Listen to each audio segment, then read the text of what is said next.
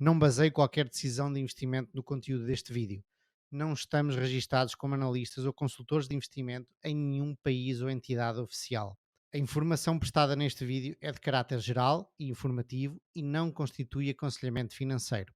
Nenhum dos participantes deste vídeo assume qualquer responsabilidade por erros e omissões, nem por danos financeiros sofridos pelos espectadores ou qualquer outra pessoa. Faça sempre o seu trabalho de análise e consulte profissionais devidamente credenciados pela CMVM. Bem-vindos ao 43º episódio do Ações e Companhia. Comigo, como sempre, estão os grandes Diogo Gonçalves e Gonçalo Garcia. Olá, pessoal. E o grande Manuel. O grande, essa lenda viva. Essa lenda Olá, viva. como está? Tudo impecável, meu. Convosco. Como é que é? Também, impec. O Diogo estava aqui a contar-nos que o dia está a ser difícil. Pá, estou cheio de trabalho, mas além disso estou a levar uma talhada hoje da Alibaba, que está a cair 11%. 11. Porquê? Resultados? Apresentou resultados, sim. Competição à série de Ping Dodo. Não, eu não... Eu, na verdade, eu sou super cético em relação à Pinduoduo. A JD é que também apresentou resultados hoje e foram bastante melhores. Mas é assim, é um mix da economia chinesa este trimestre ter estado um bocadinho mais fraquinha, com eles também não quererem divulgar muitos lucros, na minha opinião, e no fundo a faturação correu bem. Os lucros caíram foi a pico, ou seja, eles pegaram no dinheiro todo e reinvestiram. Podem mal gasto. E gastaram em quê? Em marketing e selling? Não, eles até gastaram menos em marketing este ano. Foi a Tao Kai Kai, por exemplo, que é a empresa de Grocery Community Group Buying que eles estão a lançar, é o Taobao Deals, que eles também estão a fazer crescer. Eles têm uma data de iniciativas na China que podem ser mal vistas, porque há muita gente que acredita que aquilo não vai dar dinheiro, mas eles têm uma data de iniciativas que exigem grandes investimentos. Fazem bem, é uma boa maneira. Se correr bem, sim.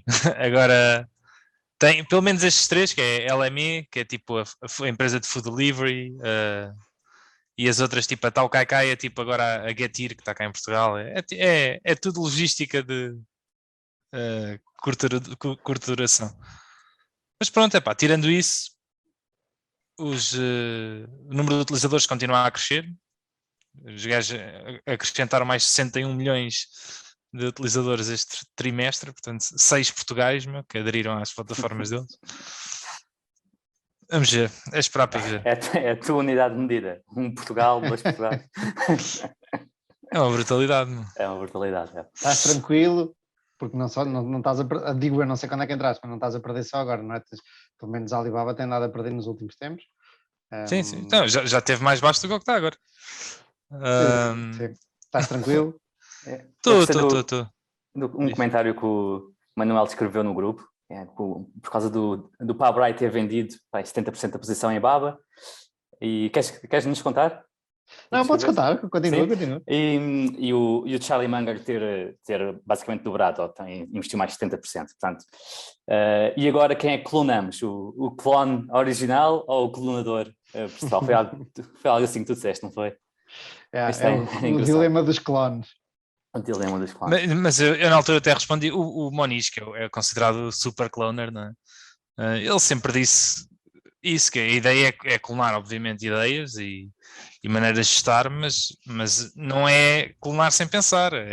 Claro. É ir buscar ideias e depois, se aquilo nos fizer sentido, é que o fazemos. É isso mesmo, mas é curioso, ele parece ter mudado de ideia. Clonou, pensou, achou que era uma boa ideia e de repente, afinal não. Yeah. Não há hipótese dele ter comprado aquilo fora daquele fundo? Não, o que pode ter acontecido é, a Alibaba também cota em Hong Kong, não é? Portanto, ele pode ter... Sim, ele nem precisa de vender e comprar, pode converter os ADR. Sim, pode converter. E, aliás, ter os ADRs implica pagar uma comissãozinha ao gestor do ADR, não, quer seja o Citigroup ou assim. E pronto, para poupar essa comissãozinha podes converter e tendo em Hong Kong. Mas acham que tendo nenhuma. convertido aparecia como sell, não é mesmo? Sim, o que eles sabem é quanto é que ele tem. Ok, pode ter sido isso. Vamos esperar para ouvir.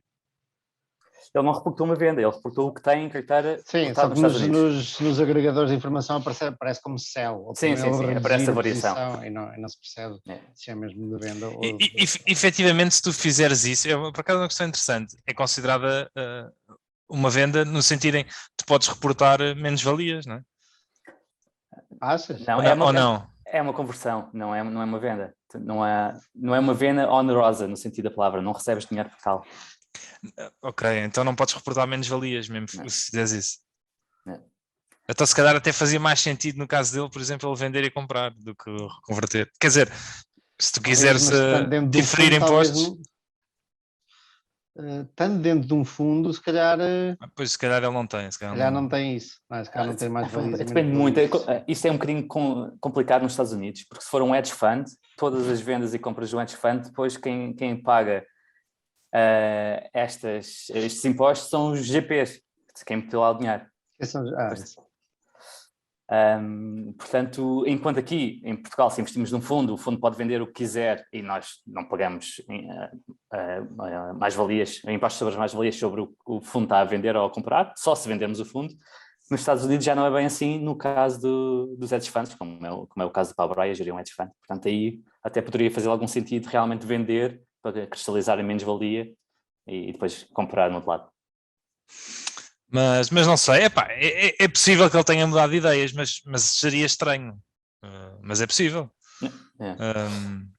Já vimos também... uma vez lembro-me que o Buffett uma vez mudou de ideias e assumiu descaradamente. Quando começou a comprar... também. Desculpa. Quando começou a comprar Oracle, ele comprou Oracle durante o mês e no mês a seguir vendeu. E alguém perguntou numa entrevista e ele disse, eu pensava que percebia a empresa, mas depois acabei por concluir que não percebia nada daquilo. Mas já o Moniz, acho que também aconteceu isso. Não sei precisar com qual empresa, mas lembro que de o ver a comprar e a vender muito rapidamente. Mas eu ia dizer qualquer coisa e agora esqueci. Oracle, Buffett, comprar e vender. Não, ia dizer que era interessante, quer dizer, é interessante também para mim porque também tenho as ações, mas que, mais uma vez, se a Alibaba for um bom investimento e se ele tiver vendido, o Guy Spier acaba por clonar uma ideia do Moniz Pabrai e acaba por fazer muito mais retornos porque decide não fazer nada depois de comprar. E isto foi o que aconteceu com a Ferrari e com a Fiat, não é? Que foi também uma ideia clonada e que depois o Moniz Pabrai vendeu e ainda hoje o Guy Spier detém. Foi muito melhor não ter feito nada. E o Guy Spier não chegou a vender. E o Moniz vendeu agora a sua posição. Ou não sabemos a sua posição. Portanto, é giro ver que seria a segunda vez já. E o Guy Spier tem sido ao longo dos anos muito mais infrequente a sua atividade do que o Pabrai. Quais são os resultados do Guy? Sabemos os retornos? Do Guy Spier? Não são muito bons. Não são muito bons. são tipo 11% ao ano. Okay. Historicamente. Não é fenomenal, mas ele tem feito ligeiramente acima do SP 500. O que ele até fala muito publicamente sobre isso, quando começou, que o threshold dele era tipo os 15% ou os 20%, mas ao fim de 20 anos ou 15 anos que aquilo nunca conseguiu, mas mesmo assim está contente com o que tem. Eu acho que isso é uma grande abertura para o tema do Gonçalo, porque o tema do Gonçalo, verdade, o Gonçalo acaba exatamente a falar de uma coisa que podia ser a conclusão dessa tua falta uma palavra. Do que acabaste de dizer, Diogo? Vamos primeiro, qual é o teu tema, Diogo? O que é que trazes hoje? Eu hoje vou falar de um tema que está muito na moda, ligado às cripto, que é a Constitution DAO. Que é um DAO, depois também posso explicar mais ou menos o que é, que de um grupo de pessoas se juntou e decidiu comprar a única cópia original da Constituição dos Estados Unidos que está em mãos privadas ainda hoje. E que é hoje o leilão, acho eu, não é? É hoje o leilão, portanto calha muito bem. Portanto podemos saber isto em direto, talvez, se calhar não, se calhar um bocadinho mais tarde. Sim, ainda é cedo lá. Vamos ver. Eu hoje vou falar sobre uma troca de e-mails entre o Buffett e um tipo da Microsoft de 1997. Nada de novo aqui, muito daquilo que já referimos muitas vezes aqui no podcast, mas interessante de qualquer forma. E o Gonçalo traz-nos... Exatamente, estávamos a falar há pouco do Guy Spears com 11% e não ter batido o seu benchmark de 15% inicial, não é? Ou bateu modestamente o S&P, e eu trago exatamente benchmarks, não é? E concretamente benchmarks internos que nós tínhamos para nós próprios e os externos, que é tudo o que vemos acontecer à nossa volta, pegando num artigo do Morgan Housel, o autor do Psychology of Money, e agora, desde ontem ou anteontem, board member na Markel, que é espetacular. É verdade. E, portanto, o artigo é muito bom e recomendo a toda a gente ler. Se o pudermos colocar nas notas depois, era fixe. A ver se não me esqueço. Eu acho que podíamos começar com o teu, para fazer o seguimento do que o Diogo disse, e depois podemos ir ao meu, que também é curtinho. Eu suponho que o teu seja curto, e suponho, não sei se isto é verdade ou não, que o do Diogo seja o que tem mais pano para mangas, porque aquilo é uma confusão grande. Eu estive a ler e estive a pensar, porra, eu pareço um velhinho que não sabe nada do que se passa no mundo agora. Portanto, vamos a isso. Bora lá. Então, como estava a dizer há pouco, há duas maneiras de medirmos a nossa evolução, não é? Podemos comparar-nos connosco próprios ou com os outros, portanto, os benchmarks internos ou externos. E há boas alturas para usar uns aos outros. Mas o que o Morgan argumenta no artigo é que seríamos mais felizes se soubermos quando usarmos os benchmarks internos. Ele dá dois exemplos nos quais o uso de benchmark internos é óbvio. Ele tem o primeiro exemplo é para ter o Jeff Bezos a começar mais uma empresa e a vender por um bi, não ia significar muito para o Jeff Bezos. Mas se fosse eu, mudava completamente a minha vida. Não, aqui o ponto é que o ponto de partida é muito relevante. Portanto, os ganhos ou as perdas devem ser comparados com esse ponto inicial. E a outra história, no extremo oposto, é uma história dos dias finais da Segunda Guerra Mundial. Há um soldado ferido dos Estados Unidos que é recolhido para a tenda médica e quando ele está a ser recolhido do campo de batalha, ele grita: lençóis limpos, podem acreditar, vou usar lençóis limpos. Portanto, o mais importante naquele momento para ele era o poder voltar a casa, não é? Que a guerra já estava a terminar e ele ia mesmo voltar a casa porque tinha sido ferido, e voltar a dormir em lençóis limpos, e ter essa dignidade e esse conforto, e esse era o benchmark dele, era como ele estava a definir o sucesso naquele momento. O que diz muito sobre quanto as nossas circunstâncias influenciam o que nós queremos.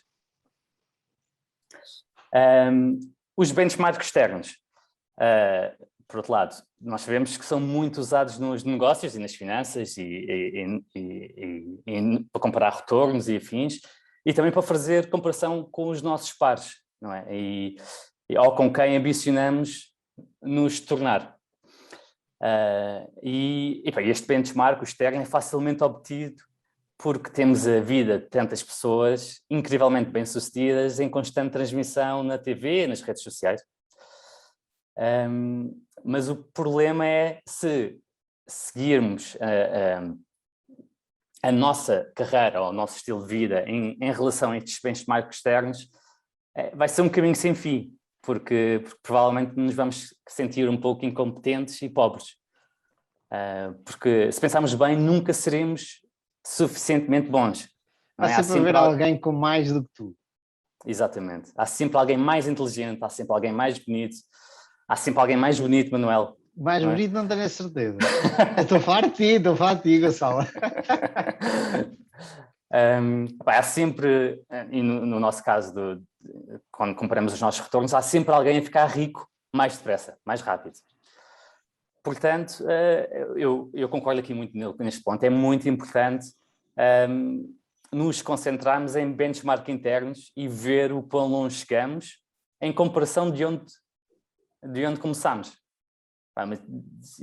Por outro lado, sem dúvida que os benchmarks externos têm fatores positivos, não é? Ele argumenta que fomentam a competitividade, não é? Porque queremos ser melhor que os outros, e a inovação, e são necessárias para sobreviver num ambiente competitivo, não é? Um fundo que não faça muito pior do que o S&P ano após ano, dificilmente consegue manter aberto. Qualquer das formas, estes benchmarks externos enganam, né? E eu aqui englobo também a mesma vida de outras pessoas e o benchmark de vários setores específicos, porque os grandes feitos das outras pessoas, quando são anunciados ao mundo, são anunciados, só são anunciados os grandes feitos, quanto as partes feias, as partes mais difíceis e mais dolorosas da vida, que todos nós temos, costumam ficar ocultas. Portanto, tudo parece melhor do ponto de vista de fora, mas nós estamos muito bem cientes das nossas lutas próprias, não é? E só vemos a parte boa dos outros, e portanto é fácil presumir que há aqui uma desconexão, não há aqui provavelmente podemos assumir que há uma falta de habilidade ou segredo que nós não possuímos e os outros possuem.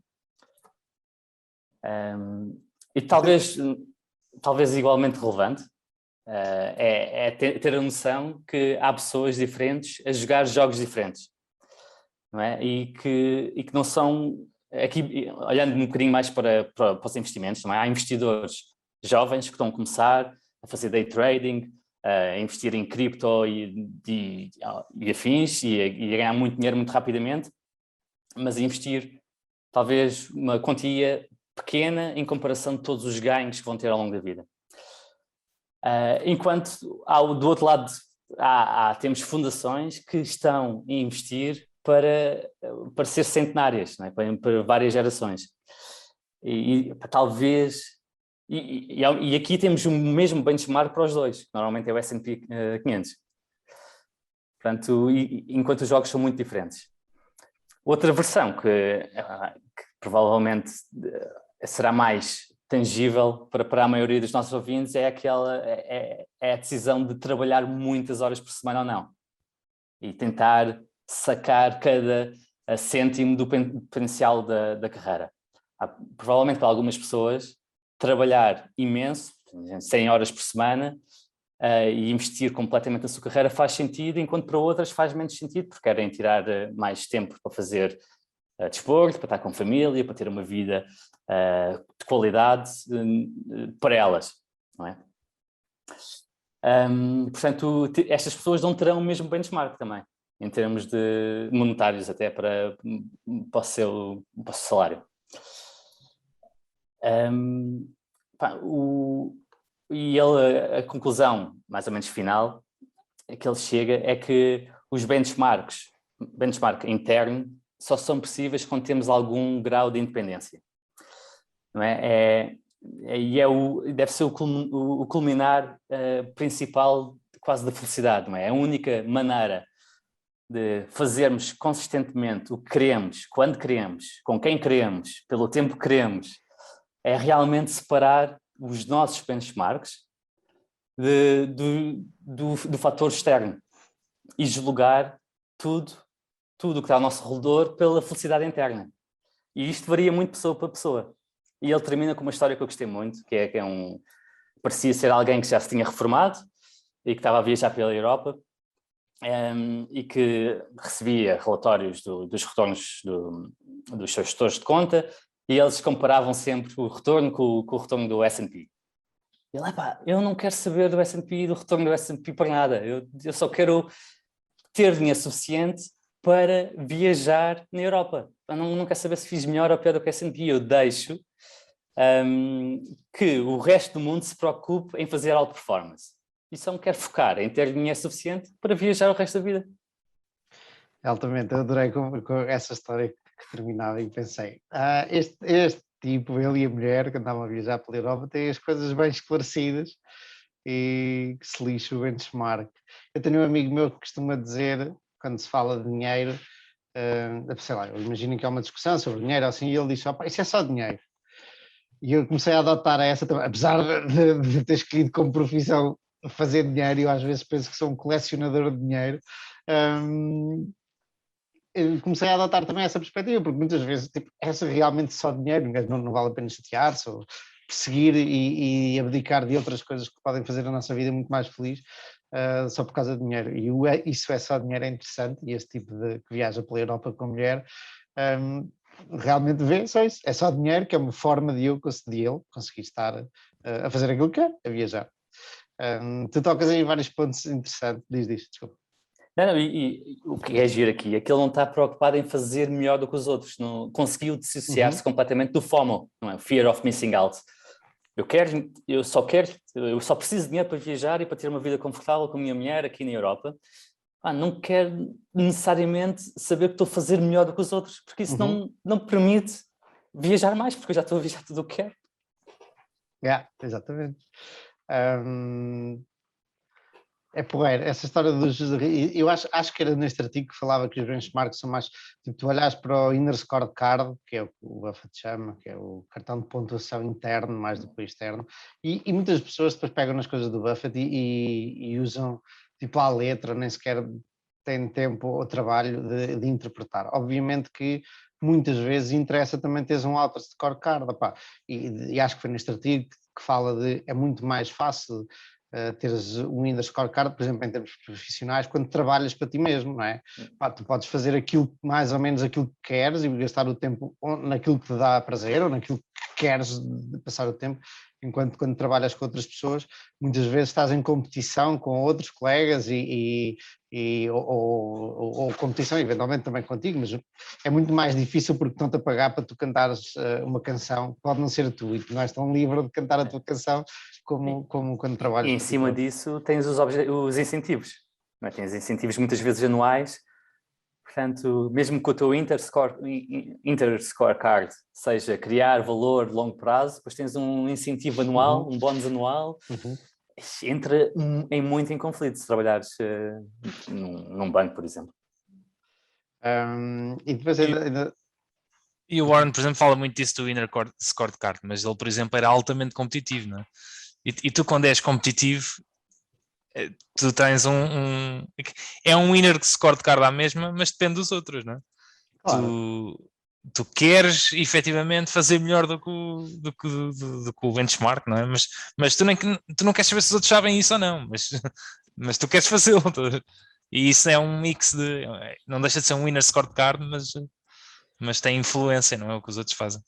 E o tipo diz que, esta é mais uma daquelas do Buffett, olha para o que ele faz, não olhes para o que ele diz, é como a história dos aviões, que estava a vender aviões claramente o ano passado e estava a dizer, não vou vender aviões. E, por exemplo, ele, em oposição a isso que ele fala do Inner Scorecard, fala da reputação, que demora uma vida a criar e 5 minutos a destruir. Portanto, quando ele diz isto, obviamente lhe interessa o que os outros acham dele e o que os outros pensam dele, não é? Obviamente. Portanto, o gajo não deve tomar as coisas sem espírito crítico. E outra coisa que tu comentaste aí, eu estou a ver bastante da minha vida pessoal, eu acho que toda a gente vê isto aplica-se não só à vida profissional e à gestão de dinheiro, como também à vida pessoal. As outras pessoas começaram de um ponto de partida diferente do nosso, seja em relação a dinheiro, seja em relação à família, seja em relação a uma quantidade de coisas. Portanto, nós quando invejamos os outros, e eu sei agora, ultimamente, vê-se a inveja como uma coisa má, mas há inveja boa também. Mas quando invejamos um lado da vida dos outros, eu lembro que acho que era o Ian Castle que falava disso, nós temos que pensar que aquela tipo, todo o entorno e todo o percurso que levou aquela pessoa a atingir aquilo, seja a ter uma casa, a ter uma profissão, a ter a pessoa de quem gosta ao lado, a ter filho, quer que seja. Houve uma quantidade de coisas que aconteceram à vida daquela pessoa e que aconteceram àquela pessoa que levaram a que exista aquele facto de que nós podemos ter inveja. Portanto, nós não podemos só ter inveja de uma coisa, nós temos que ter, e isso pode ser mal interpretado, ter inveja, mas nós temos que ter inveja de tudo, de toda a vida, ou seja, trocávamos toda a nossa vida pela vida daquela pessoa, porque não há chegar àquele ponto sem toda a vida da outra pessoa, não é? Sem todas as condicionantes que levaram a pessoa a chegar ali. Existe muito, isto foram notinhas que eu fui tirando aqui, muito virtue signaling. Nós muitas vezes podemos ter inveja de outras pessoas ou usar um outer scorecard porque olhamos para outras pessoas, mas olhamos, lá está, para algum facto específico da vida das outras pessoas, que muitas vezes as outras pessoas também têm vontade em vir sinalizar, olha lá onde eu cheguei, olha lá o que eu tenho, olha lá isto e aquilo. E nós muitas vezes nem nos apercebemos de que as outras pessoas estão a fazer isso e frequentemente estão a fazer isso porque lhes falta, porque têm necessidade de nos dizer a nós ou ao mundo que estão bem na vida e que têm aquilo e aquilo outro. E realmente se calhar não estão assim tão bem na vida ou aquilo é só uma fachada. Portanto, aqui, neste artigo há aqui uma quantidade de conceitos misturados. Sim, pode haver alguma necessidade de afirmação, não é? Principalmente nas redes sociais e afins. E pronto, e tu vês esta parte boa e tu não vês tudo o que está por trás, todos os sacrifícios que foram feitos para chegar à parte boa, não é? E tu vês montes de vezes, e agora tocaste um ponto porreiro do Instagram, eu nem ia chegar aí porque isso aí é mesmo tipo o auge da coisa, mas eventualmente ilustra bem, tipo, tu tens pessoas a mostrar imagens, é tudo feliz, eu vi alguém no outro dia a queixar-se, tipo, o Instagram é tudo feliz, tu não podes postar uma imagem de ti triste ou chateado ou qualquer coisa do género.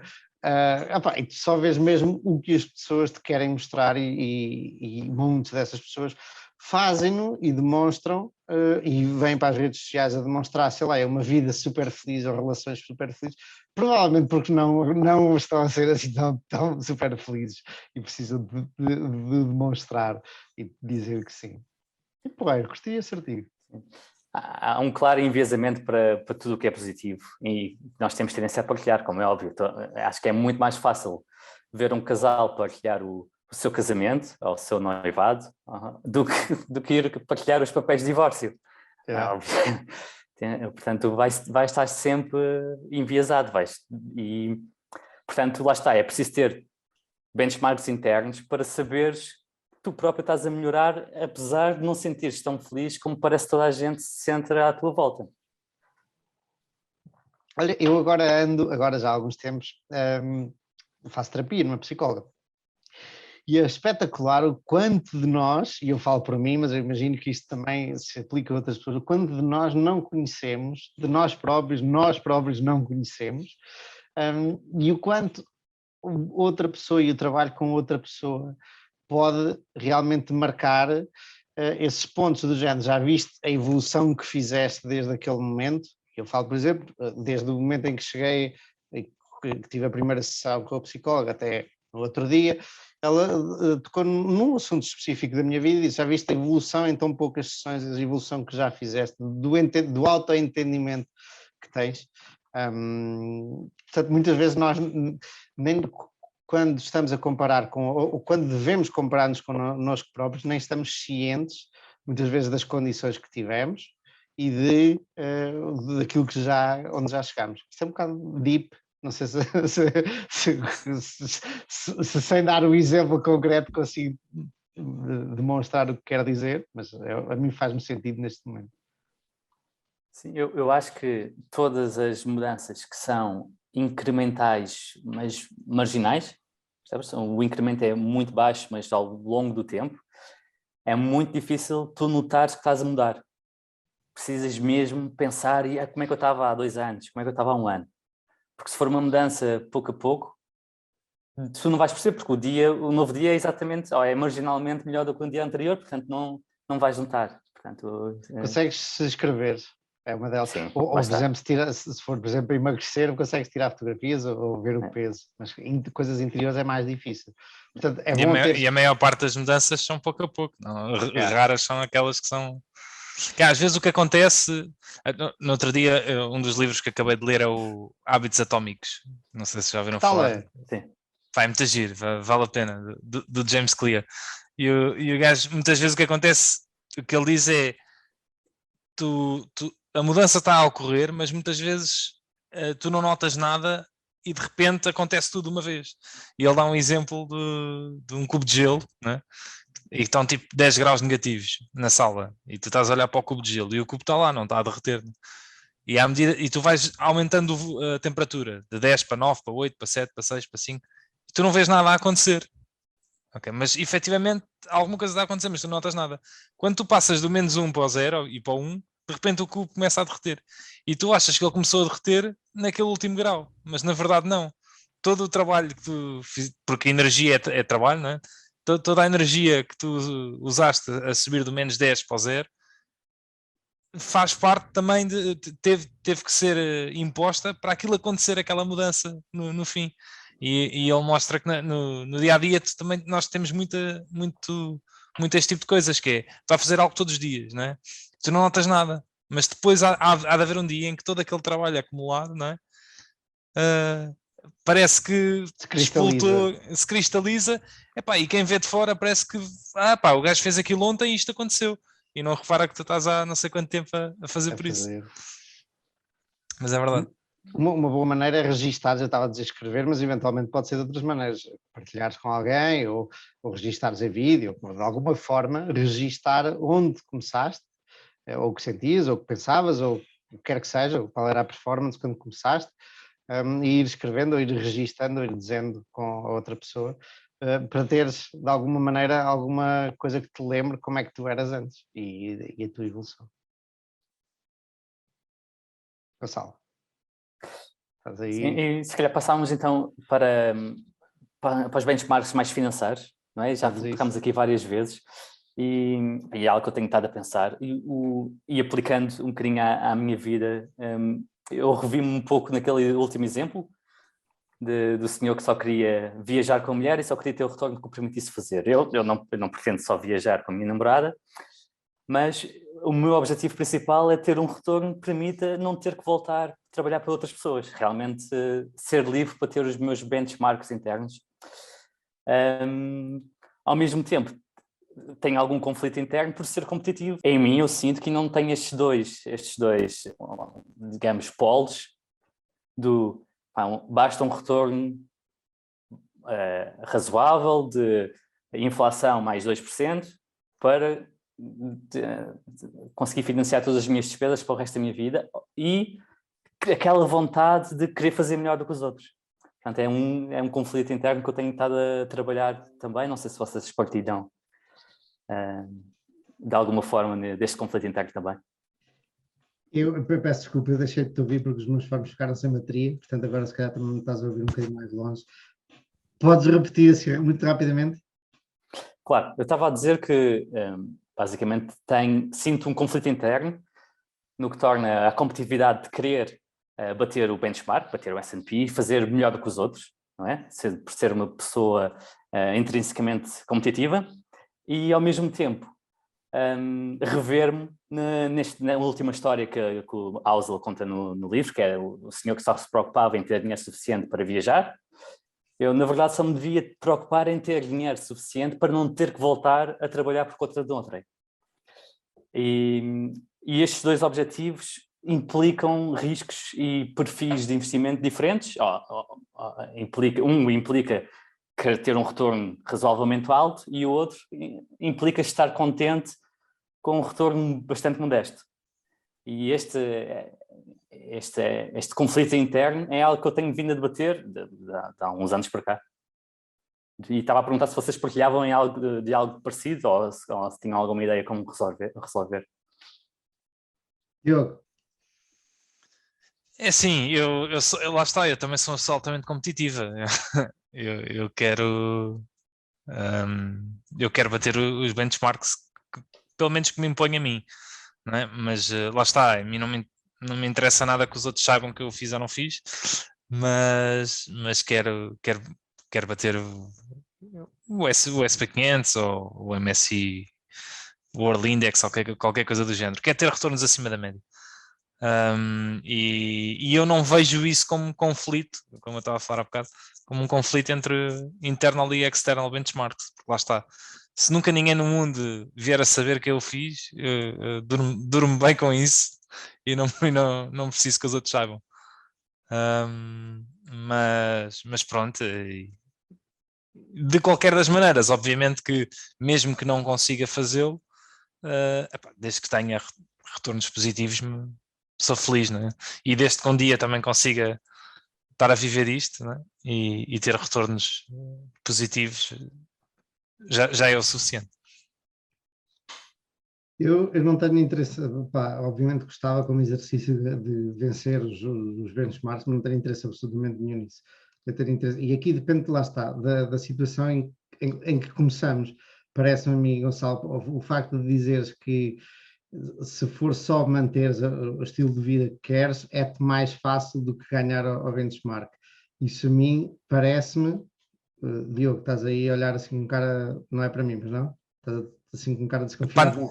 Não, eu tinha aqui a conference call da Alibaba, que já acabou, mas ainda estava aberta e agora começou a dar do nada. E é porque eles fizeram upload da gravação. Por isso é que desculpa, continua.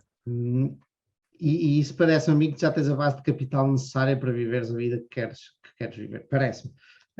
E eu, por exemplo, não tenho ainda, portanto, a mim o que me interessa nesta fase é criar a base de capital necessária para me sentir independente financeiramente. Eventualmente isto leva-nos a ter objetivos diferentes. No teu caso, e se calhar eu quando chegar a ter a base de capital necessária para me sentir efetivamente independente financeiramente, se calhar é a tal história, vou querer mais alguma coisa que parece que é aquilo que tu queres, então agora que já tenho, que este benchmark já foi ganho, que esta barreira já foi ultrapassada, deixa cá arranjar outro objetivo, será o S&P 500 ou outra coisa qualquer. O gajo arranja sempre alguma coisa com que se chatear. Eu não tenho uma resposta para ti, não é?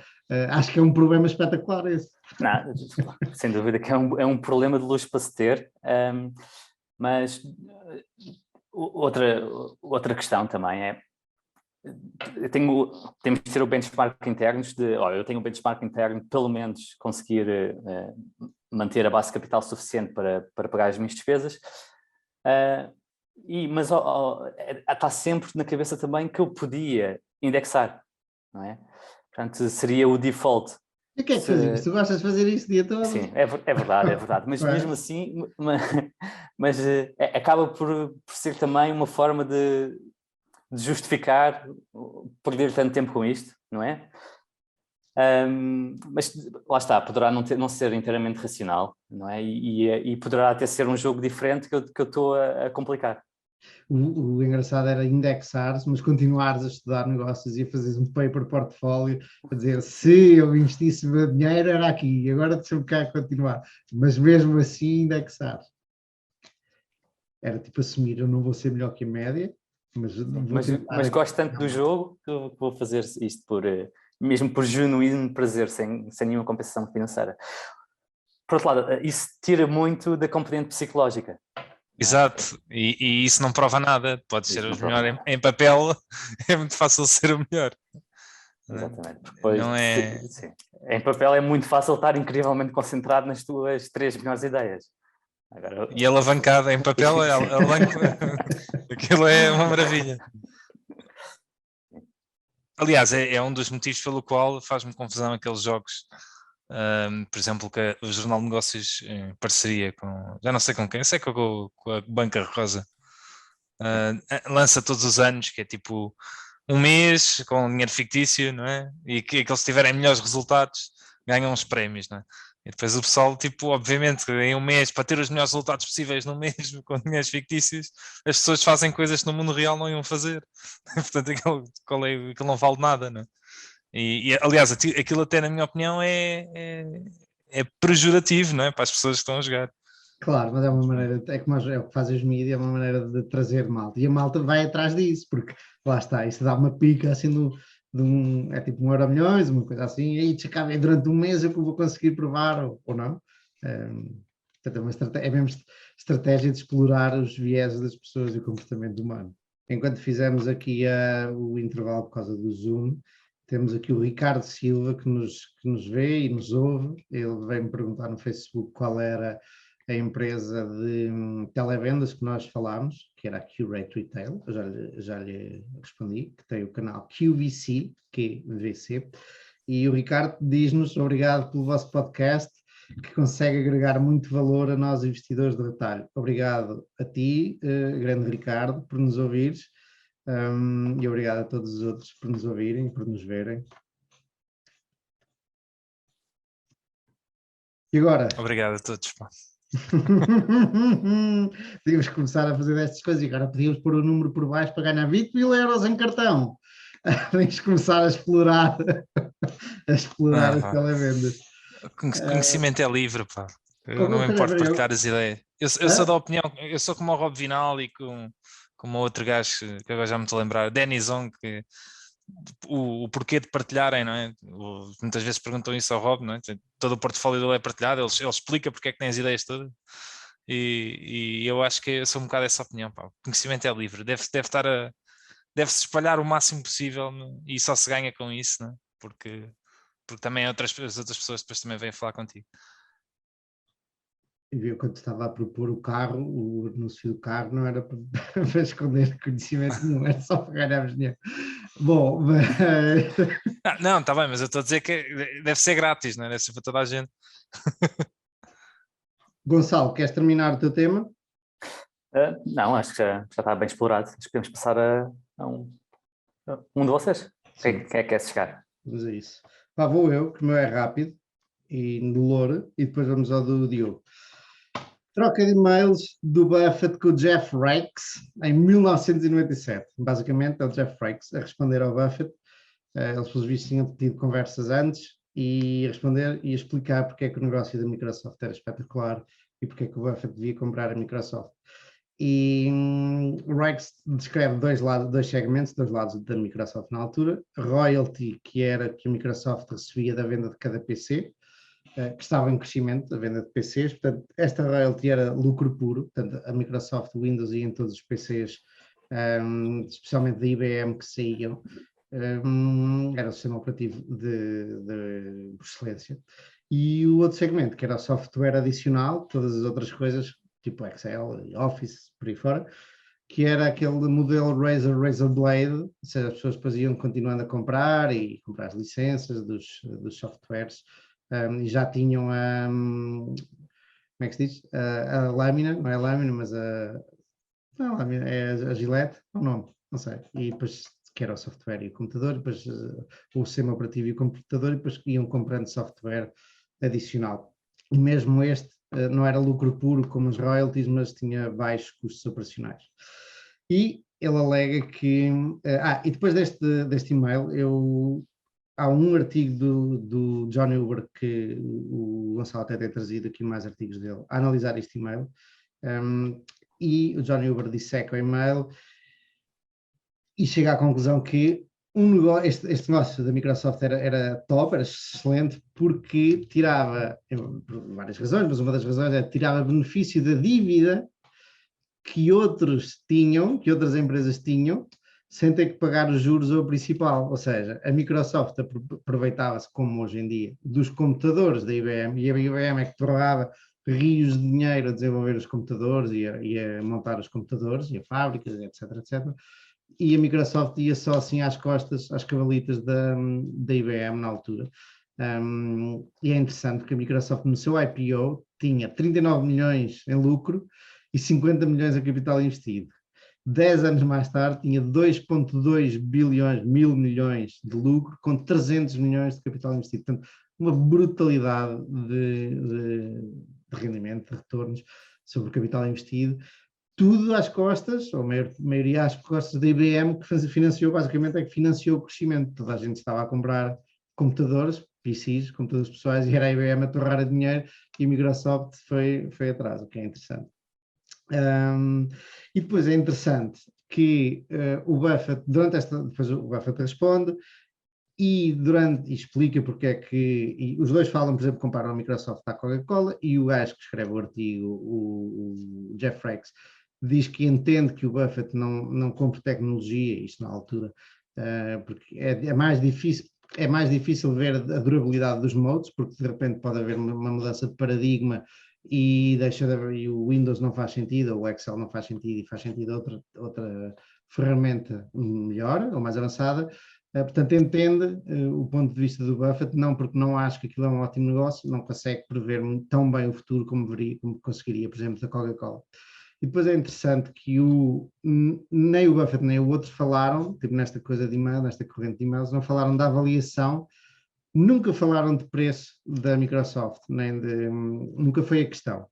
Portanto, não houve ali RAS pairs, ou EV to EBITDA, ou price to sales, não houve nada disso. só houve a discussão de como é o negócio e a probabilidade do negócio, do sucesso do negócio nos próximos 10, 15 ou 20 anos. E isso, quando nós estamos a começar a investir, nós queremos muitas vezes, como é que se calcula o valor intrínseco, como é que se calcula o PER, qual é o price to sales, e há muita discussão hoje em dia dos EV to sales, o price to sales no software, quando maioritariamente o nosso tempo deve ser gasto a olhar para analisar o negócio e para a posição competitiva do negócio e para as perspectivas futuras do negócio, do que pensar se baixou um bocadinho o múltiplo ou não. Eu acho que nós os três fazemos muito isso, e é o que se faz naturalmente, mas isto para quem está a começar e não está a ouvir, é muito mais importante olhar para o negócio e entender realmente o negócio do que estar a pensar se um PER de 3 é mais barato do que um PER de 25. Eventualmente o PER de 25 pode ser muito mais barato do que um PER de 3, dependendo do negócio. E isto fez-me lembrar, não esta parte, mas a parte da Microsoft na altura ser e isso depois foi usado também, por exemplo, a Alibaba, há bocado falámos da Alibaba, esta expressão, ser uma portagem no negócio dos computadores pessoais. Diz que a Alibaba é uma portagem no negócio do comércio online da China, e podemos usar outras, sei lá, a Google também é uma portagem no negócio, no consumo de internet no mundo, em todo o mundo, menos na China. Me fez lembrar que outros negócios é que existem assim. E depois o John Huber fala, obviamente, das FANG, não tem inventário, tem altas margens brutas, portanto não tem necessidade de dívida, tem baixos custos marginais, pela natureza da internet conseguem chegar aos seus clientes facilmente e, em último, tiram partido dos investimentos das outras empresas, da AT&T, por exemplo, nos Estados Unidos, que criou toda a infraestrutura da internet e depois, de repente, estas empresas chegam e a infraestrutura está toda paga e toda construída, que é perfeito. E depois, uma pergunta que eu vos queria fazer, que era que outros negócios existem assim que não as FANG? E depois também me lembrei de o que é que faz da Google com a Apple. A Google paga à Apple, hoje em dia, o Alphabet paga à Apple uma pipa de massa, eram 19 bis, acho eu, posso estar errado no número, mas acho que era por aí, para ser o default, o motor de busca de default dos iPhones. Safari. No Safari, sim. Okay. Sim, porque se tiveres um iPhone e fizeres download do Chrome, né, que muita gente usa depois no desktop, e para ter os favoritos sincronizados, os históricos sincronizados, convém usar o mesmo. Aí já vem o Google, claro, porque o Google vem no Chrome. Mas no Safari eles pagam isso tudo por Safari. Né? Então e porquê que a Google tem que pagar à Apple e a Microsoft era paga pela IBM? Ou seja, a conclusão que eu cheguei é que a IBM estava no negócio do hardware e não lhe interessava, nem na altura tinha, porque era difícil, era novo, ter o software. E eventualmente aqui o Gates também não queria o software, porque foi comprar o MS-DOS e também roubou o Windows à Apple. Mas também isso é de gênio, nem quero entrar por aí. Mas porquê é que a Apple, porquê é que a Google paga a Apple e não o contrário? Porquê é que a Apple não paga a Google? Olha lá, vais nos nossos... Eu só posso especular, não é? Mas parece-me que a IBM não percebeu que o melhor negócio era o de software. Yeah. Não é? E lá está, e subcontratou aquilo como subcontrata outras coisas. Olha, deixamos este miúdo fazer isto, ele faz o código, faz o software e nós metemos naquilo que tem um grande valor, que é os computadores. E que isso é que o pessoal está a pagar. O pessoal não quer saber do software, eles compram os nossos computadores. E eu acho que esta visão revelou-se claramente errada.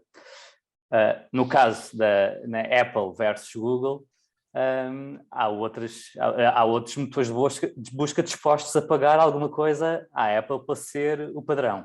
Não estão dispostos a pagar tanto como o Google paga, porque o Google consegue... Era muito estranho a Microsoft pagar os 15 bis para pôr ao Bing, e toda a gente ia tentar tirar o Bing logo para passar para o Google. Não é? Porque não é uma coisa que tu estás habituado a ter como padrão. E, portanto, não faria sentido a Microsoft pagar tanto. Aqui outro ponto que eu acho que pode ser também válido, que é a Google tem muito mais a ganhar ou seja, pós a instalação da Google. Ou seja, a Microsoft tinha, obviamente, depois o Excel e o Office e mais uma quantidade de coisas, mas ganhava se calhar mais só da venda daquilo. Enquanto como a Apple percebe que a Google tem muito mais a ganhar de todo o search que é feito em computadores e dispositivos Apple, tem esse poder de dizer, eu sei que tu vais ganhar muito mais do que aquilo que nos vais pagar. Portanto... Sim. O pagamento nem sequer é fixo. É um pagamento marginal por aquilo que leva ao click-through dos anúncios. Portanto, basicamente o que a Google recebe paga para aí 30% à Apple. Uhum. Portanto, claro que eles sabem quanto é que eles estão a ganhar com os anúncios e eles vão lá tirar a sua parte. Sim, tem a ver com isso. E tem a ver também com o facto de explorar algum medo da Google, se permitir a outro motor de busca ter esta fatia de mercado, esse motor de busca depois pode se tornar um concorrente relevante para o Google. E sem isto é menos provável que o seja. A IBM eventualmente podia ter dito ao Steve Jobs não, ao Bill Gates a mesma coisa. Só que isso requeria que o Bill Gates ganhasse bastante dinheiro fora a venda das licenças, ou seja, em software depois ou noutra coisa qualquer. Sem dúvida, se a IBM percebesse o poder que tinha, não é? Que é exatamente o poder que a Apple tem com os iPhones, e muita gente queria comprar aqueles iPhones, se a IBM tivesse percebido que as pessoas queriam comprar aquele computador, porque não haviam outros na altura, até podia extrair uma concessão melhor da Microsoft, ter parte da equity, ter 50% da Microsoft fazia todo o sentido. Agora, depois... Só para concluir, eu ia dizer, depois, uns anos mais tarde, já não podia fazer, porque já havia outros produtores de computadores que tinham também a Microsoft lá dentro, e portanto perdeu a sua vantagem negocial. Desculpa, Diogo, interrompido. Não, eu ia dizer que a IBM é uma empresa super interessante, é um caso de estudo fantástico, porque primeiro já foi a maior empresa do mundo tech, não é? E se não do mundo, de uma maneira generalizada. Depois toda a gente acha que, e por um lado é verdade, que ela perdeu completamente o seu norte. Aliás, há muita gente que diz que é que a IBM faz. Na prática as pessoas nem sabem muito bem o que é que a IBM faz. Parece que é uma empresa que é ali dos anos 80, que ainda hoje existe, mas que ninguém faz ideia do que ela faz. Por outro lado, apesar de estarem sempre a cascar na empresa, a empresa continua a valer mais de 100 bis. Portanto, não é como se fosse uma empresa que esteja... Eu não faço ideia do que é que faz a IBM, vocês sabem? Mas essa é que é a questão. A IBM faz um bocado de tudo, mas na verdade não faz nada. É assim, toca em todos os pontos, não é? Tudo o que é tecnologia, consultadoria, infraestruturas, data centers, ela toca em todos os pontos, mas na prática é assim, perdido. No entanto, é uma empresa que ainda vale 100 bis, apesar de há 20 anos dizer que a empresa está em declínio e que vai desaparecer, não é? Portanto, é uma empresa interessante, não é? É aquele dinossauro que continua ali, mas não está a afundar, está só a manter-se, não é?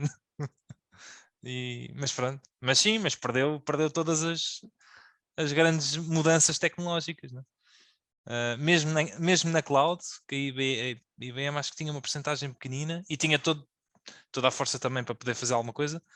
Hoje em dia, cada vez mais, acho que tem 4 ou 5% de market share de cloud provider. Portanto, mas é uma empresa interessante. Era só para dizer isto. Eu cheguei ao fim de uma coisa, era interessante, e podemos pensar nisso com mais calma, pois que outras empresas são tipo, portagens de outros negócios e que simplesmente ganham só por estar ali. Sim, temos as de pagamento, não é? Visa, Mastercard, são portagens óbvias, não é? Ganham por cada pagamento que é feito pela infraestrutura deles, mas é uma infraestrutura que tem muitos baixos custos físicos. Custos fixos. Que mais? Lembras mais algum, Diogo? Esses de e-commerce todas, também. Sim, empresa, tudo que seja internet é muito isso, ligado à internet. Software, internet. Olha, a Prozis tem OXL, não é? Anúncios classificados. É o LX, é o LX. LX, OLX. O que quer dizer LX? Nunca sou. não faço ideia. Não faço ideia. Aquilo tem muito sucesso em alguns países, principalmente, por exemplo, eles não se chamam LX, mas pertence ao grupo, a Avito, que é na Ucrânia, Rússia e no leste, pá, aquilo tem um sucesso brutal. E eles têm o OLX Autos, que é tipo... Não, é mais só do que um stand virtual, porque eles também têm centros de inspeção e acho que também compram, portanto fazem ali uma data de coisas, pá, que também tem um sucesso enorme na América Latina e na Ásia. Já tem imenso sucesso, o OLX. E não perde dinheiro, é bita neutra, cash flow neutro. E depois estavam a lembrar também de todos os negócios de gestão de investimentos, não é? Como os private equities que são cotados, ou a BlackRock, recebem uma fee de todo o capital que é gerido. Portanto, basicamente, lá está, é uma taxa por estar a investir aquele capital. E, portanto, também não tem grandes custos fixos e afins. E é altamente escalável. Quanto mais capital gerir, principalmente para empresas como o BlackRock, com os ETFs e ou a Vanguard com os index funds, conseguem investir tudo.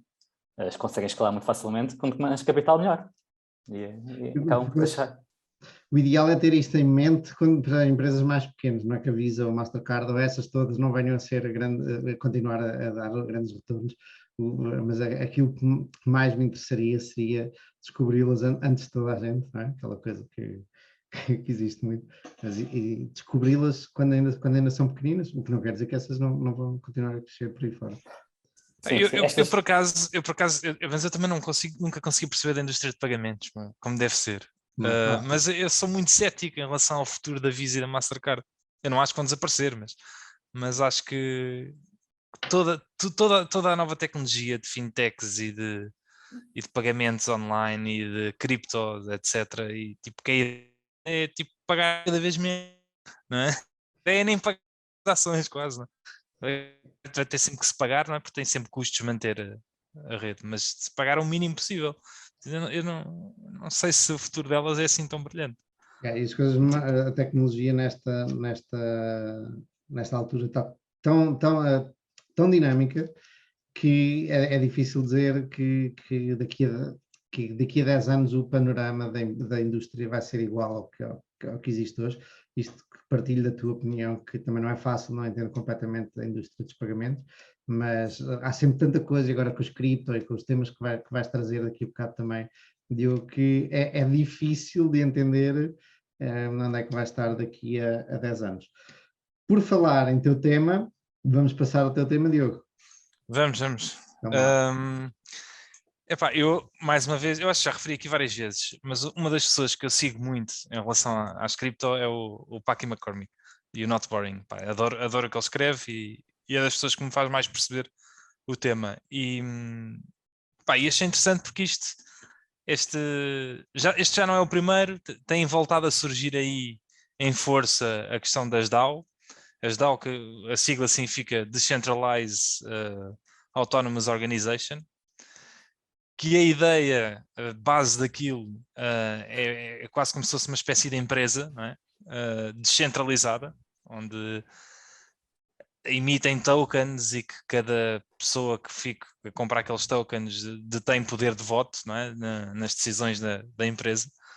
E este tema não é novo, na verdade, eu estava a ver, este tema já é de 2000, já se começava a falar de DAOs em 2016 ou 2015, na altura, com a Ethereum, e isto até foi uma história interessante, porque houve um fundo que foi criado, que chamava-se The DAO, e que a ideia era ser tipo uma espécie de fundo de investimento descentralizado, onde era uma espécie de mutual fund, lá está, mutual fund do mundo cripto. E aquilo foi um fiasco porque foi quem desenvolveu aquilo desenvolveu aquilo com vulnerabilidades, e aquilo depois do dinheiro ter entrado no tal fundo, houve uma falha, uma vulnerabilidade, e aquilo foi hackeado. E na altura 80 milhões de Ethereum ficaram fora da rede. E esse dinheiro hoje em dia seriam vários bilhões, né? Portanto foi capaz de ser dos maiores hacks da história.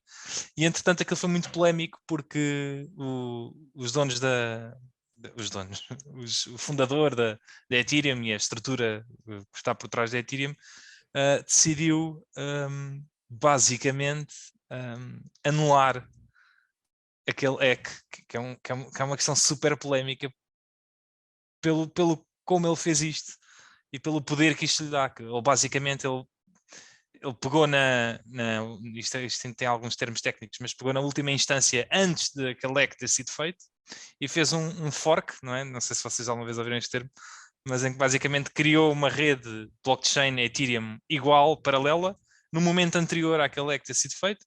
Foi tipo, fez então, um backup e foi atrás ao backup. É uma espécie disso. E no fundo bifurcou a rede.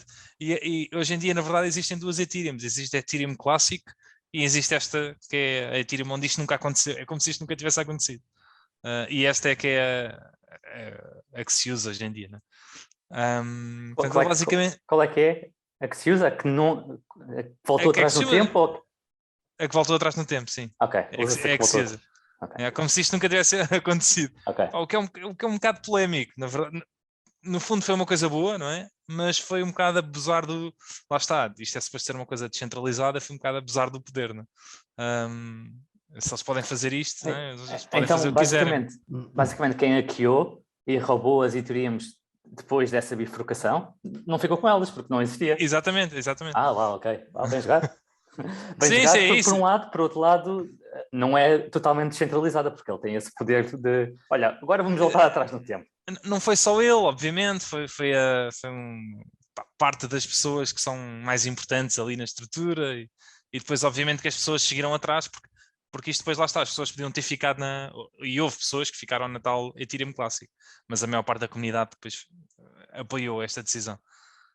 Mas pronto, isto na altura estagnou um bocado as DAO, mas agora tem estado a voltar em força e eu tenho visto aí, seguido muitas, e entretanto isto para fazer aqui um background history que eu vou falar, uma das que surgiu é a Constitution DAO, que foi basicamente algo que foi criada há 2 semanas ou a semana passada, mas foi uma coisa muito recente, com um grupo de pessoas se juntou, que trabalham neste tipo de empresas, em que viu que a única cópia da Constituição americana que está em mãos privadas vai a leilão na Sotheby's ou Sotheby's, não sei como é que se diz, e que se queriam juntar com a ideia de comprar essa cópia privada e colocar essa cópia ao interesse das pessoas, lá está, a ser distribuído, portanto toda a gente que detém esses tokens e toda a gente pode comprar seria detentor dessa Constituição, e a ideia será publicar aquilo num sítio público, num museu ou num sítio qualquer em que toda a gente possa ter acesso à Constituição. E os gajos organizaram-se, a ideia era levantar 20 milhões de dólares em Ethereum e neste momento já ultrapassou os 40 milhões e eles agora deixaram de divulgar quanto dinheiro é que conseguiram juntar, até porque vão a leilão e é para a concorrência não saber, olha, estes gajos têm 40 milhões, portanto vou pôr 40 milhões e 1 cêntimo. Exato. E então deixaram, mas ultrapassaram em larga escala. Pronto, e a ideia base disto é criar uma entidade, uma organização, uma empresa que é descentralizada, lá está, que toda a gente contribui, teoricamente é dono, e isto depois em termos legais isto é interessante, porque isto não é bem assim que funciona, e que basicamente compram a Constituição, é como se fosse o povo, não é? Toda a gente que queira participar compra a Constituição e que a Constituição passa a ser todas as pessoas que querem. Mas em termos legais, de quem é que é a Constituição, afinal? É daquela entidade legal. Eu não percebi muito bem como é que isto funciona ainda, mas pelo que me parece, em termos legais, uma comunidade, não é, digital não tem valor jurídico. E acho que há um grupo core, que são 13 ou 14 pessoas, que tiveram que criar uma entidade, uma empresa, e essa empresa é que é detentora da Constituição. E, portanto, só estas 13 pessoas é que estão lá. Uma das coisas, estas 13 pessoas não fazem conluio entre si, portanto, eram pessoas da internet que são grandes contribuidores, portanto, foram pessoas que meteram muito dinheiro lá, mas que não se conhecem, conhecem-se, mas não são amigos, não eram propriamente amigos, e que através de outra aplicação de blockchain descentralizada, Esse dinheiro foi colocado numa wallet em que só é possível mexer essa conta, essa wallet, por unanimidade, em que essas 13 pessoas assinem, ou votem, não é? Em unanimidade e possibilitam essa transação. Portanto, é como se eles fossem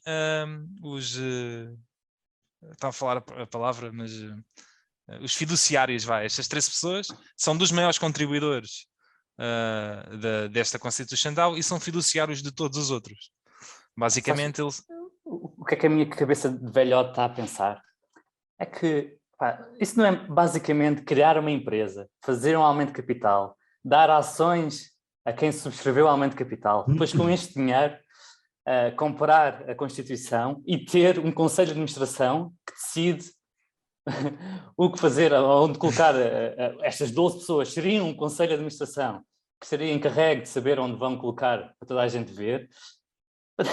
Não... Também me parece só uma diferença, mas também tenho essa dúvida também, que é tu não tens ownership da coisa, só tens um governance token. Exatamente. Ou seja, tu nem sequer é isso, ou seja, é tipo um fundo. Tu metes o que as outras pessoas têm é esses tokens de governance, em que basicamente há votações, né, sobre o que é que se quer fazer, e as pessoas podem votar consoante o número de tokens que têm. Mas depois estas 13 pessoas é que estão encarregues de tomar as decisões, né, das quais os outros votaram. Há aqui muita coisa que eu não entendo, mas eu partilho da ideia do Gonçalo, que é, e obviamente eu vou estar errado nisto, mas basicamente isto é um crowdfunding, foi uma empresa, um fundo que se juntou, possibilitado para a tecnologia de juntar muita malta que não era relacionada, tu em casa podes lá meter €1, para comprar a Constituição. É uma cena de, os gajos alegam que a Constituição começa "we the people", qualquer coisa do género, já não lembro exatamente das palavras, mas finalmente o povo vai comprar a Constituição que deve ser do povo, mas na verdade não é mais do que aquilo que eles estão a tentar prevenir, que é ou evitar, eles estão a tentar evitar que caia nas mãos de um privado que nunca mais se veja. Ok, o que nunca mais se veja, entende-se, mas vai na mesma cair nas mãos de privados. E depois parece-me, e lá está, eu muito provavelmente estou errado, porque se calhar a parte tecnológica disto é um grande breakthrough, mas parece-me só que é um crowdfunding porreiro, não sei. É um crowdfunding, claro que o interesse tecnológico... Primeiro, a parte de comprar a Constituição, obviamente que é marketing, não é? A ideia é tentar lançar projetos interessantes com marketing giro, que é para cativar cada vez mais pessoas. A parte do crowdfunding não é a parte interessante nisto, obviamente que é a parte tecnológica com que eles estão a usar. Por exemplo, uma das grandes inovações, há várias, mas esta história desta wallet, esta carteira específica, que pode ter várias pessoas associadas, e que tu consegues garantir que precisas da assinatura de todas elas, não é? Mas isto de um ponto de vista descentralizado, mais uma vez, lá está. Tu, se fosses para o mundo real, não é? Tu podes ter isto é uma espécie esta wallet é uma espécie de conta bancária, não é? E tu podes ter conta bancária com várias pessoas e precisas da assinatura das várias pessoas, mas tu precisas sempre de uma centralização. O banco tem que reconhecer aquelas assinaturas. Pronto, aqui é uma espécie de conta bancária conjunta, não é? Esta wallet, mas descentralizada, em que não é preciso nenhuma entidade central para garantir, não é? A própria blockchain desta carteira garante que aquelas 3 assinaturas foram feitas e só garante que uma transação seja feita com essa assinatura. Ou seja, mais uma vez é um breakthrough tecnológico, não é? Em termos de descentralizar todo este processo. E há aqui mais umas nuances engraçadas, mas no fundo isto tem pouca praticabilidade, obviamente. E isto é giro pelo conceito e é giro pela tentativa de tentar criar estruturas e organizações descentralizadas. Mas isto tem muitas falhas. Uma delas, aquilo que estávamos a dizer, as pessoas compram os tokens, não são donos, não são donos de uma fração da Constituição. Eles só têm governance tokens que permitem tomar decisões. Mas em termos jurídicos, os donos vão ser estas 13 pessoas. E não as outras, e isto é uma falha, obviamente, do sistema, e há aqui outras falhas. Mas pronto, em suma, a piada disto é a facilidade com que tu consegues juntar pessoas diferentes e consegues criar organizações, não é? Que se juntam para um determinado fim, que trabalham para um determinado fim e que tens algumas garantias de funcionamento dessas organizações descentralizadamente. E esta carteira, por exemplo, foi uma das coisas que eu achei bastante interessantes. Há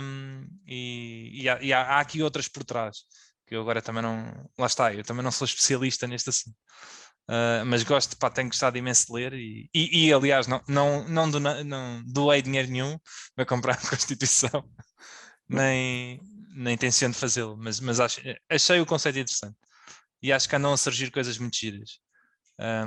Eu trago esta, mas por exemplo falei-vos há pouco tempo da ClimaDAO, né? Que era outra organização desta descentralizada que comprava licenças de carbono, né?